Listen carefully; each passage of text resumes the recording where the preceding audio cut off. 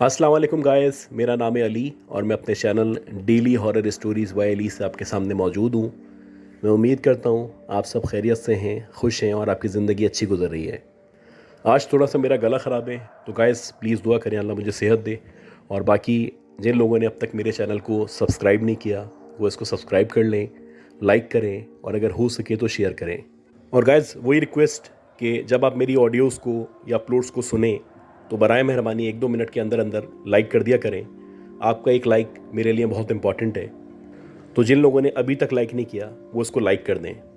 अगर आप अपनी स्टोरीज़ को शेयर करना चाहते हैं व्हाट्सएप कर सकते हैं, ईमेल कर सकते हैं, जैसे आपको बेहतर लगे आप अपनी स्टोरीज़ को शेयर करें। आप अपनी आवाज़ में रिकॉर्ड करके भेज सकते हैं। उसके साथ साथ मेरा जो दूसरा चैनल है उसका लिंक भी मैंने डिस्क्रिप्शन में दिया हुआ है। अगर आपको वो अच्छा लगता है तो प्लीज़ ज्वाइन करें, सब्सक्राइब करें और लाइक करें उसको भी। तो गैस आज की जो पहली स्टोरी है ये हमें मिस अमृता ने भेजी है। आई एम सॉरी अगर मैं आपका नाम सही तरह नहीं ले पा रहा। इनका ताल्लुक बेसिकली कलकत्ता से है। ये बताती हैं कि इनके जो फादर हैं उन्होंने अब से तकरीबन 5 या 6 साल पहले अपना जो घर था उसको चेंज करने का इरादा किया। जाहिर सी बात है फाइनेंशियली प्रॉब्लम्स थी, बहुत सारे इश्यूज़ थे। घर चेंज करना तो सब चाहते हैं, लेकिन जो आपका अवेलेबल बजट होता है या जितने आपके पास पैसे होते हैं उसी मुताबिक आपको घर मिलता है या अपार्टमेंट मिलता है। इनकी भी बहुत सारी ख्वाहिशात थी कि इनको बहुत अच्छा बड़ा घर मिले, अच्छे इलाके में मिले, साफ़ सुथरे एरिए में मिले, लेकिन इनके पास क्योंकि बजट का मसला था तो इनको मजबूरन शहर का जो आउटस्कर्ट होता है वहाँ पे जाना पड़ा। वहाँ जाके फिर भी इनको एक अच्छा घर मिल गया। खैर ये बताती हैं कि हम जो हैं टोटल 5 अफराद हैं, यानी कि मैं हूँ, मेरी एक बहन है, एक भाई है, मेरे पेरेंट्स हैं। शुरू शुरू में जब हम वहाँ पे गए तो जब भी आप घर चेंज करते हैं तो ये बड़ा नॉर्मल होता है कि वहाँ पे जाने में, एडजस्ट होने में, वहाँ के एनवायरनमेंट को एब्जॉर्व करने में, लोगों से मिलने में, सलाम दुआ बढ़ने में बहुत टाइम लगता है। ये बताती हैं कि जब हम नए घर में गए तो उसके सराउंडेड जो एरिया था वो इस तरह से था कि बराबर में घर बना हुआ था, इसी तरह एक सामने घर मौजूद था। लेफ़्ट साइड पे जो हिस्सा था वो पूरा खाली था। थोड़ा सा अगर आप आगे जाएं तो कुछ घर मौजूद थे, उसके बाद कुछ खेती थी, कुछ समझ लें कि पहाड़ वगैरह मौजूद थे। इस तरह का सिलसिला था। और वहाँ पे ज़ाहिर सी बात है जहाँ पे इन्होंने घर लिया था इतनी ज़्यादा आबादी नहीं थी। खैर शुरू में इन लोगों ने जब अपना सामान वगैरह शिफ्ट किया तो इनको पता चला कि इनके जो बिल्कुल सामने घर मौजूद है, जो कि बज़ाहिर देखने में एक खंडर लगता था, बहुत ही कोई अजीब सा घर था, बहुत पुराना घर था, उसके बारे में इनको पता चला कि ये खाली है और ये अभी से नहीं, पिछले तकरीबन 15 से 20 साल से खाली है। खैर आगे पीछे बहुत लिमिटेड लोग थे और इनका ये ख्याल था कि जब हम यहाँ रहना शुरू करेंगे तो जो भी लोग मौजूद हैं, अब क्योंकि इतने ज़्यादा आबादी नहीं है, इतने ज़्यादा लोग नहीं हैं, तो एक दूसरे से जैल हो जाएंगे, ताल्लुकात बढ़ जाएंगे, दोस्ती बढ़ जाएगी और ये जो शुरू का बोरिंग फैक्टर है या जो शुरू में टाइम पास करना मुश्किल होता है ये किल हो जाएगा। ये बताती हैं कि जब हम शुरू में गए तो ज़ाहिर सी बातें 5-6 दिन तो सामान सेट करने में, चीज़ें इधर उधर रखने में और एडजस्ट करने में गुजर गए। एक दिन ऐसा हुआ कि जो इनकी मदर थी उनको कपड़े वगैरह धोने थे। और नॉर्मली ऐसा होता है हर घर में कि जो पूरी फैमिली के कपड़े होते हैं, जो मिडिल क्लास लोग होते हैं या लोअर मिडिल क्लास लोग होते हैं, उसमें वो खुद धोया करते हैं। तो वैसे ही इनकी मदर को कपड़े धोने थे। सारे जितने भी कपड़े थे वो जमा किए गए और इनकी मदर ने कपड़े धोना शुरू किए। ये बताती हैं कि इनकी मदर ने जब कपड़े धोना शुरू किए तो वो एक्सपेक्ट कर रही थी कि 2 से ढाई घंटे में काम हो जाएगा, लेकिन जब कपड़े आना शुरू हुए या जमा हुए तो पता चला कि इसमें 3-4 घंटे लग जाएंगे। ये बताती है कि जो काम 2-3 घंटे में होना था बिल आखिर वो रात में जाके ख़त्म हुआ और रात में जाके इनके सारे के सारे कपड़े जो थे वो वॉश हुए। अब जब कपड़े वॉश हो चुके तो इनकी मदर ने इनको कहा कि रस्सी लो, छत पे जाओ, रस्सी बांधो और जो भी कपड़े मैं तुम्हें दे रही हूँ उनको टांग दो, जो नॉर्मली हुआ करता है। अब इन्होंने अपनी मदर से कपड़े लिए, रस्सी ली और ये छत के ऊपर चली गईं। अब ये मगरिब के बाद का टाइम था, जाहिर सी बातें अंधेरा हो चुका था और ये जो इलाका था इसमें इतने ज़्यादा घर भी मौजूद नहीं थे, आउटस्कर्ट्स का इलाका था। खैर डरते डरते जैसे तैसे ये छत पे पहुंची और छत पे पहुंचने के बाद सबसे पहले इनको रस्सी बांधनी थी। ये बताती हैं कि रस्सी बांधने के लिए जाहिर सी बातें 2 जगहें चाहिए होती हैं जहाँ पे आपको रस्सी बांधनी होती है, तो उन्होंने सबसे पहले वो अरेंज की। ये बताती हैं कि जब मैं रस्सी बांध ही रही थी तो मेरी नज़र सामने वाले घर पे पड़ी। ये बताती है जैसे ही मैंने सामने वाले घर पे देखा तो मुझे ये बताया गया था ये घर सालों से खाली है, यहाँ पे कोई नहीं रहा करता। खैर जब मैंने देखा तो मैंने देखा कि एक तख़त पड़ा हुआ है छत पे और उस तख़त के ऊपर एक लड़की बैठी हुई है। अब वो जो लड़की है उसका मुंह इनके अपोजिट साइड पे, यानी उस लड़की की जो पीठ है वो इनको नज़र आ रही है। ये बताती है वो जो लड़की है वो तख़त पे इस तरह बैठी हुई है जैसे दो जानू बैठा करते हैं। खैर ये पीछे से उसको देख रही थी। ये बड़ी हैरान थी कि जो लड़की है जिसने उस तरफ मुंह किया हुआ है उसके जो बाल हैं वो कदरे लंबे हैं। नॉर्मली इस एज में या इस उम्र में इतने बाल नहीं हुआ करते। खैर जो पीछे से ऑब्ज़र्व कर रही थी, इनके मुताबिक उसके जो बाल थे वो तकरीबन कमर से नीचे तक आ रहे थे और जहाँ पे वो बैठी हुई थी उस तख़त के ऊपर भी कुछ बाल गिरे हुए थे। तो ये इस बात की निशानदेही थी, ये यकीन दहानी थी कि यकीनन इसके जो बाल हैं वो बहुत लंबे हैं। बहरहाल ये मुसलसल काम कर रही थी। इसी दौरानिए में इन्होंने कपड़े डालना शुरू किए। अब इनके जहन में ये मौजूद था कि इस घर में कोई नहीं रहता, लेकिन ये सोच रही थी हो सकता है कोई आज आ गया हो या कोई विज़िट करने आया हो या कोई घर ख़रीदना चाहता हो। ये सारी की सारी बातें और सारे जवाबात इनके जहन में मौजूद थे। बहरहाल इनका जो फोकस था वो कपड़े डालने पे था। अब ये बताती हैं कि जब मैं कपड़े डाल ही रही थी या कपड़े डालना मुकम्मल होने वाले थे तो देखते ही देखते वो जो लड़की थी वो एकदम से तख़त पे खड़ी हो गई। ये बताती हैं जब कोई नॉर्मल लड़की खड़ी होती है तो जाहिर सी बात है उसके जो पाँव होते हैं वो आगे की तरफ होते हैं, लेकिन ये बताती हैं जब वो लड़की खड़ी हुई तो उसके जो बाल थे वो बाकायदा तख़त को छूने लगे। यानी खड़े होने के बावजूद भी उसके बाल तख़त पे लग रहे थे, यानी उसके पाँव तक आ रहे थे। और जब मैंने उसके पाँव पे गौर किया तो उसके जो पाँव थे वो उल्टे पाँव थे, यानी उसके पाँव की जो उंगलियां थीं वो मेरी तरफ थीं, जबकि जो उसका मुंह था वो दूसरी तरफ था।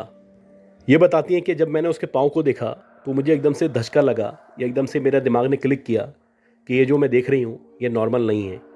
मैं अभी उसके बारे में सोच ही रही थी या उसको देख ही रही थी कि एकदम से वो जो लड़की थी वो पलटी। और जैसे ही वो लड़की पलटी तो मैंने देखा कि उसकी जो आंखें हैं वो अंदर से मुकम्मल तौर पे खोखली हैं, यानी उसकी आंखों में कुछ भी मौजूद नहीं है। उसकी आंखों की जगह पे दो सुराख हैं। अब ये बताती है जैसे ही मैंने देखा तो एकदम से मैं सकते में चली गई। मैं भागना चाह रही थी लेकिन मैं भाग नहीं पा रही थी। वो लड़की मुसलसल मेरी तरफ देख रही थी और बज़ाहिर ऐसा लग रहा था जैसे उसने मुझे इंगेज किया हुआ है। मैं चाह के भी वहाँ से ना हिल पा रही हूँ, ना कुछ बोल पा रही हूँ, ना कुछ पढ़ पा रही हूँ। ये बताती है कि मैं मुसलसल उसको देख रही थी और इसी दौरानिए में जब मैंने उसके बालों पे गौर किया तो उसकी जो मांग थी उसमें बहुत सारा सिंदूर पड़ा हुआ था। ये बताती है नॉर्मली जो मैरिड वुमेन होती हैं उनकी मांग में संदूर मौजूद होता है, लेकिन ये जो लड़की थी जो मेरे सामने मौजूद थी उसकी जो मांग थी उसमें बज़ाहिर ऐसा लग रहा था कि उसकी मांग में संदूर भरा नहीं गया बल्कि उसकी मांग के ऊपर संदूर फेंका गया है। ये बताती है कि मेरे दिमाग ने काम करना छोड़ दिया। इसी दौरानिए में पीछे से मेरी बहन आ गई और शुक्र है कि मेरी बहन आ गई। जैसी मेरी बहन ऊपर आई तो उसने मुझे आवाज़ दी और जैसे ही उसने मुझे आवाज़ दी मैंने पलट के देखा, मेरी सेंसेस बहाल हुई और ऐसा लगा कि जिस शहर में मैं मुब्तला हूँ या जो मैं पजेस हुई हुई थी वो मेरी पोजीशन ख़त्म हुई। ये बताती हैं कि जैसे ही मैंने अपनी बहन को देखा तो मैंने सामने वाली छत की तरफ इशारा किया, जैसे कि मैं उसको बताना चाह रही थी कि सामने वाली छत पे कोई मौजूद है। ये बताती हैं कि जब मेरी बहन ने सामने वाली छत पे देखा तो वो कहने लगी, क्या हो गया, क्या दिखा रही हो। जब दोबारा मैंने उस छत पे देखा तो वहाँ पे ना वो लड़की मौजूद थी, ना उसका नामो निशान था। हाँ, वो जो तख़त पड़ा हुआ था वो वैसे ही वहाँ पे रखा हुआ था। मेरी बहन कहने लगी, तुम मुझे क्या दिखा रही हो। तो खैर मैं थोड़ा सेंसेस में आई। उसके बाद मैंने उसको बताया कि अभी मैंने देखा था कि सामने एक लड़की बैठी हुई है। खैर ये सुन के इनकी जो बहन थी वो डिनाई करने लगी कि भाई कोई भी मौजूद नहीं है, मे भी तुम्हें वहम हो गया हो। अब ये बताती हैं कि जैसे तैसे हफ्ते का हफ्ते में नीचे आई। मेरी हालत गैर हो चुकी थी क्योंकि मुझे अच्छी तरह याद था कि जो मैंने सामने वाले घर में देखा है वो बेसिकली रियलिटी है, वो कोई ख्वाब नहीं है। खैर ये बताती हैं कि मैं नीचे आ गई और मैंने अपने पेरेंट्स वगैरह अपनी फैमिली को सारा का सारा वाक़या बताया, लेकिन मेरे घर वाले मानने को तैयार नहीं थे। वो कहने लगे कि तुम्हारा वहम होगा, ये घर तो सालों से खाली है, अगर कोई आएगा तो इसका ताला खुलेगा, लोग नज़र आएंगे, मूवमेंट महसूस होगी, लेकिन यहाँ पे तो कोई ना ताला खुला हुआ है ना कोई मौजूद है। खैर ये बताती है जैसे तैसे करके बात आई गई हो गई। उसके बाद 1-2 दिन गुजर गए। इसी तरह रात के तकरीबन 9 साढ़े 9 बजे का टाइम था। इनके सारे के सारे घर वालों की आदत है कि रात को जल्दी सो जाते हैं। ये बताती है कि इनके पेपर्स वगैरह होने वाले थे तो ये उसकी तैयारी कर रही थी और ये कोशिश करती हैं कि रात में पढ़ें। ये बताती है कि इसी दौरानिए में इनको एकदम से महसूस होने लगा जैसे कि जो इनकी छत है उस पर कोई ऑब्जेक्ट है जिसको मूव किया जा रहा है, या कोई एंटिटी है जो आगे पीछे जा रही है, या बाकायदा ऐसा लग रहा है कि कोई छत पे मौजूद है जो चल रहा है। काफ़ी देर तक ये ऑब्ज़र्व करती रहीं, गौर करती रहीं। जब इनको यकीन हो चला कि वाकई में कोई छत पे मौजूद है, तो इन्होंने सोचा कि मैं छत पे जाती हूँ और जाके देखती हूँ आखिर कौन मौजूद है। ये बताती है, मैं डरते डराते जैसे तैसे छत पे पहुँची और जब मैंने छत पे आके देखा तो वहाँ पे कोई मौजूद नहीं था। हालांकि मुझे बिल्कुल वाज़ेह, बिल्कुल क्लियर आवाज़ आ रही थी कि कोई ना कोई है जो छत पे मौजूद है, जो आगे पीछे मूव कर रहा है या चल रहा है या वॉक कर रहा है। खैर, ये बताती हैं, उसके बाद मैं नीचे आ गई, पढ़ाई वगैरह मैंने ख़त्म की और सोने के लिए लेट गई। अब जब मैं सोने के लिए लेटी तो उस वक्त मुझे अजीब सी उलझन हो रही थी, मेरी तबीयत भारी भारी हो रही थी, मुझे थोड़ा सा डर लग रहा था। मुझे रह रह के वो जो लड़की थी जो सामने वाले घर में नज़र आई थी, वो बार बार मेरे जहन में आ रही थी और बार बार ऐसा लग रहा था कि कुछ होने वाला है या कुछ ना कुछ गलत है। ये बताती है, काफ़ी कोशिशों के बाद बिलाखिर मुझे नींद आ गई और तकरीबन 1.5-2 घंटे हुए थे मुझे सोए हुए कि एकदम से मुझे शोर महसूस होने लगा या भारी भारी सा लगने लगा या ऐसा लगने लगा जैसे मेरे कमरे में मेरे बेड के करीब कोई मौजूद है। अब ये बताती हैं, आहिस्ता आहिस्ता करके मैं उठने लगी। मैंने अपने चेहरे से चादर हटाई और जब मैंने अपने चेहरे से चादर हटाई तो मैंने एक मंज़र देखा और वह इस कदर खौफनाक, ख़तरनाक मंज़र था कि मैं उस मंज़र को ज़िंदगी भर नहीं भूल सकती। उसका खौफ आज भी मुझ पे तारी है। मैंने जैसी चादर हटाई, मैंने देखा कि एक लड़की मेरे बेड के बिल्कुल सामने, यानी गेट के बाद और बेड के दरमियान जो जगह मौजूद है, वहाँ पे बैठी हुई है। उसके साथ एक औरत बैठी हुई है और इन दोनों के बीच में कुछ जल रहा है, जैसे कि मोमबत्तियाँ जल रही हों या चिराग जल रहे हों। और दोनों के बड़े लंबे लंबे बाल हैं और दोनों ने बहुत अजीब किस्म के कपड़े पहने हुए हैं और वैसे ही दोनों की मांगों में संदूर ऐसा लग रहा है कि फेंका गया है। खैर, ये बताती है कि जैसे ही मेरी आँख खुली और मैंने अपने सामने इन दोनों को बैठा हुआ देखा तो एकदम से वो दोनों मुझे देखने लगी और जैसे ही मैंने उनको देखा और उन्होंने मुझे देखा तो वो हंसना शुरू हो गई। अच्छा, जब उन्होंने मुझे देखा था तो बज़ाहिर ऐसा लग रहा था कि उनकी जो आंखें हैं वो नॉर्मल आंखें हैं, लेकिन देखते ही देखते वो खड़ी हुई और जैसे ही वो खड़ी हुई तो उनकी जो आंखें थीं बिल्कुल चेंज हो गई और वैसे ही हो गई जैसे कि मैंने आपको पहले बताया था, यानी कि उनकी आंखों की जगह पे कुछ भी मौजूद नहीं था। बज़ाहिर ऐसा लग रहा था 2 गड्ढे हैं जो उनके चेहरे पे मौजूद हैं। ये बताती है कि जैसे ही मैंने ये मंज़र देखा तो मैंने एक ज़ोर से चीख मारी और जब मैंने ज़ोर से चीख मारी तो जितने भी घर वाले थे सारे के सारे मेरे कमरे में पहुँचे और सारे के सारे परेशान हो गए। खैर, जब वो मेरे कमरे में पहुँचे तो वहाँ पे ना कोई बंदा मौजूद था, न किसी बंदे का नामो निशान था। अभी कुछ देर पहले यहीं इसी कमरे में मैंने 2 औरतों को बैठे हुए देखा था, लेकिन जब मैंने चीख मारी तो उसके बाद वो ऐसे गायब हो गई जैसे वो कभी इस कमरे में थी ही नहीं। ये बताती है कि इनके जब घर वाले आ गए तो उन्होंने रो के जैसे तैसे अपने घर वालों को सारी की सारी बात बताई, सारा वाक़या बताया। तो अब इनके घर वालों को थोड़ा सा कंसर्न हुआ कि यकीनन कुछ ना कुछ गलत है, ये बच्ची झूठ नहीं बोल सकती। ये बताती हैं कि वो रात तो हमने गुजार दी। उसके बाद जो इनके फादर थे उन्होंने किसी भी प्रीस्ट वगैरह से या किसी पंडित से रब्ता किया और उसको सारा का सारा मामला बताया। खैर, वो जो पंडित था उसने इनको कुछ चीज़ें वगैरह दी और कुछ काम करने के लिए दिए। जैसे कि ये बताती हैं कि वो जो पंडित था उसने कोई स्पेसिफिक लकड़ी दी थी। उसने कहा था कि ये मगरिब के बाद या रात होते ही आपको अपने घर में जलानी है और इसको आपने 13 दिन तक जलाना है। आप इसको 13 दिन तक जलाती रहेंगी तो ये जो बलाएँ या आत्माएँ आपके घर में मौजूद हैं ये खुद ब खुद चले आएंगी। ये बताती है जो कुछ उस पंडित ने कहा था हमने सारा का सारा वैसे ही किया और आहिस्ता आहिस्ता करके हालात बेहतर होते चले गए। और ये शुक्र अदा करती हैं कि उसके बाद से वो जो औरत थी या वो जो लड़की थी इनको ना कभी नज़र आई, ना उन्होंने अपनी कभी प्रेजेंस फील कराई और ना ही इनको किसी भी किस्म का नुकसान पहुंचाया। शायद आज की जो दूसरी स्टोरी है ये हमें अर्जुन साहब ने भेजी है। ये भी बेसिकली इंडिया से ही ताल्लुक़ रखते हैं और ये जो जिक्र करते हैं वाक़या ये बेसिकली आसाम का है। ये बताते हैं कि आसाम में गए वक्तों में एक फैमिली रहा करती थी और वो 2 मियाँ बीवी थे, एक उनकी बेटी थी और एक बेटा था। खैर, ये जो पेरेंट्स थे बड़े अच्छे पेरेंट्स थे और इन्होंने पूरी कोशिश की कि अपने बच्चों की बहुत अच्छी तरबियत कर सकें, अच्छी तालीम दे सकें। और जैसे जैसे टाइम गुजरता गया इनके बच्चे बड़े होते चले गए। पहले उन्होंने अच्छी एजुकेशन हासिल की और जब उनकी एजुकेशन कंप्लीट हो गई तो उन्होंने अच्छी जॉब्स हासिल की। जो एक पेरेंट्स का ख्वाब हुआ करता है, तो ये जो बच्चे थे ये बड़े मिसाली बच्चे थे, बड़े फर्माबरदार बच्चे थे और जैसे इनके पेरेंट्स चाहते थे ये वैसे ही रहा करते थे या वो सब किया करते थे। ये बताते हैं कि जैसे जैसे टाइम गुजरा, जाहिर सी बातें उम्र बढ़ती चली गई, तो एक वक्त ऐसा आता है कि आप अपने बच्चों की शादी की तैयारी करते हैं। तो वैसे ही बहुत सारे ख्वाब इनके पेरेंट्स के जहन में थे, वो भी चाहते थे कि इनके जो बच्चे हैं उनकी जो शादियां हैं वो अच्छी जगहों पे हो, अच्छी फैमिलीज़ में हो, अच्छे लोगों में हो, ताकि जो घर का डेकोरम है वो अच्छा ही रहे। और जिस तरह से ये सालों से अपनी फैमिली की परवरिश करते आ रहे हैं या जिस तरह ये फैमिली को लेके चलते हैं, वैसे ही आने वाले दौर में इनके दामाद और बहू ऐसा करें। खैर, किस्सा मुख्तसर, इन लोगों ने लड़की की तलाश शुरू की क्योंकि इनकी ख्वाहिश यही थी कि लड़की की तलाश शुरू करते हैं, पहले बेटी की शादी करेंगे, उसके 1-1.5 साल बाद बेटी की शादी कर देंगे। ये बताते हैं कि काफ़ी कोशिशों के बाद इनको एक लड़की समझ में आई और जो रस्मी कार्रवाई होती है, पेरेंट्स वगैरह मिलते हैं, उसके बाद जो है वो ख़ानदान को चेक करते हैं, उनके बारे में जानते हैं, वो सारी कार्रवाई की गई और बिला आखिर इसकी शादी उस लड़की से हो गई। ये बताते हैं कि शादी की जो पहली रात थी, यानी जिस दिन इनकी बहू घर में आई थी, अब जाहिर सी बातें जो रस्में वगैरह होती हैं वो अदा की गई। उसके बाद रात के तकरीबन 1 या 1:30 बजे सब के सब लोग अपने अपने कमरों में चले गए। अब ये बताते हैं जो लड़के के फादर थे, उनको पता नहीं क्यों अजीब सी बेचैनी हुई हुई थी, उनको नींद नहीं आ रही थी। अब आपको पता है कि इस उम्र के जो लोग होते हैं, जब उनको बेचैनी वगैरह होती है तो वो नॉर्मली क्या करते हैं कि वो लॉन वगैरह में चले आते हैं, सहन में चले आते हैं, घर के बाहर चले आते हैं या छत पे आके थोड़ा सा अपने आप को नॉर्मल करने की कोशिश करते हैं। तो वैसे ही हुआ कि ये घर से जब बाहर निकले तो इनको ऐसा लगा जैसे कि जो इनकी छत है, यानी जिस घर में ये रहा करते हैं, उस छत पे कोई मौजूद है।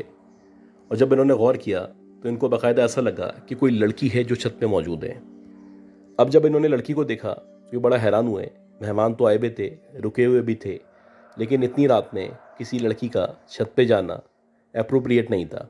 लिहाजा इन्होंने सोचा कि मैं छत पे आता हूँ, देखता हूँ, जो भी हमारे रिश्तेदार होगी या जो भी लड़की होगी उसको बोलूँगा नीचे चले आओ, इस वक्त रात में छत पे रहना ठीक नहीं है। अब ये बताते हैं कि जैसे ही ये बुज़ुर्ग जो थे या जो इनके फादर थे वो छत पे गए तो इन्होंने देखा कि जो छत का एंड है, उस छत के एंड पे एक लड़की खड़ी हुई है और वो भी नेकेड खड़ी हुई है। उसका जो मुंह है वो आगे की तरफ है, बैक साइड उसकी नज़र आ रही है। अब ये बड़े परेशान थे क्योंकि किसी भी लड़की से, किसी भी फैमिली मेम्बर से या किसी भी रिश्तेदार से ये एक्सपेक्ट नहीं कर रहे थे कि वो इतनी रात में छत पे आएगा या आएगी, और चलें आ भी गया है तो इस हालत में तो पॉसिबल ही नहीं था। ये बताते हैं कि इन्होंने जब पीछे से उसको इस हालत में देखा तो ये बड़े परेशान हुए। इनकी समझ ही नहीं आ रहा था कि कुछ बोलूं या ना बोलूं। अगर बोलूँगा तो जो भी लड़की है यकीनन फैमिली की होगी, मुझे देखेगी और उसके बाद उसको भी शर्मिंदगी होगी, मुझे भी शर्मिंदगी होगी। लेकिन ये मेरे घर में क्या चल रहा है, ये किस तरह का माहौल हो चुका है, ये लड़की आखिर क्या कर रही है, ये सारे सवालात अपनी जगह मौजूद थे। बहरहाल इन्होंने हिम्मत करके उसको आवाज़ दी कि ए लड़की, तुम कौन हो। ये बताते हैं कि जैसे ही इन्होंने उस लड़की को पुकारा तो वो लड़की पलटी, और जैसे ही वो लड़की पलटी तो उन्होंने देखा कि इनकी वही बहू जिसकी अभी शादी हुई है, जो रुखसत होकर आई है, वो इनके सामने इस हालत में खड़ी हुई है और उनको देख के मुस्कुरा रही है। अब जब इन्होंने इस हालत में अपनी बहू को देखा तो इन्होंने अपनी आंखें नीचे की और ये नीचे आ गए।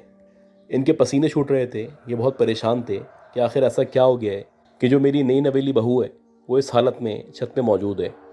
अब वो तेज़ी से नीचे आए और उन्होंने सबसे पहले सोचा कि अपने बेटे को नॉक करके उठाते हैं या उससे पूछते हैं कि ऐसी क्या बात हो गई है कि वो छत पे चली गई है। खैर, ये बताते हैं कि जब इन्होंने अपने बेटे का रूम नॉक किया तो उसमें से उनका बेटा निकल के बाहर आया, और जब इनका बेटा निकल के बाहर आया तो जाहिर सी बातें परेशान था। वो इनसे पूछने लगा कि बाबा खैरियत तो है, आप इतनी रात में यहाँ पे क्या कर रहे हैं। तो जैसे तैसे इनके जो फादर थे ढके छुपे अल्फाज में इन्होंने बोला कि बेटा, बहू को ऊपर मैंने देखा है, वो वहाँ पे क्या कर रही है। तो जब इनके बेटे ने ये सुना तो वो कहने लगा, नहीं वो तो कमरे में मौजूद है, आप किसकी बात कर रहे हैं। इसी दौरानिए में जो इनकी बहू थी वो पीछे से आ गई, और जैसे ही वो पीछे से आई उसने आके इनको प्रणाम किया, ये जो भी इनकी ग्रीटिंग्स होती हैं वो दी। अब ये देख के इनके जो फादर थे वो बड़े परेशान थे क्योंकि अभी ये छत पे गए थे, इन्होंने अच्छी तरह देखा था कि इनकी यही बहू छत पे मौजूद थी और बहुत बुरी हालत में थी। खैर, इन्होंने फर्दर कोई बात नहीं की और कहा मैं गलती से आ गया था, असल में मेरी तबीयत ख़राब हो रही थी, मेरा दिल घबरा रहा था। बात को इन्होंने ख़त्म किया, बात आई गई हो गई। इसी तरह 3-4 दिन मज़ीद गुजर गए। अब एक दफ़ा ऐसा हुआ कि इनका जो बेटा था वो अपनी बीवी को लेके किसी भी जगह गया हुआ था, मे बी उसके ससुराल गया हुआ था, शॉपिंग पे गया हुआ था या किसी सिनेमा हॉल गया हुआ था, और इनको अच्छी तरह याद था कि इनके घर में ये मौजूद है, इनकी वाइफ मौजूद है, इनकी बेटी मौजूद है, और इन तीनों के अलावा कोई भी नहीं है। कि अगेन इनको ऐसा महसूस हुआ कि जैसे इनके जो बेटे का कमरा है उसकी खिड़की में कोई खड़ा हुआ है। अब ये काफ़ी देर गौर करते रहे। जब इन्होंने गौर किया और इनको कन्फर्मेशन हुई कि वाकई में कोई मौजूद है तो ये करीब आए।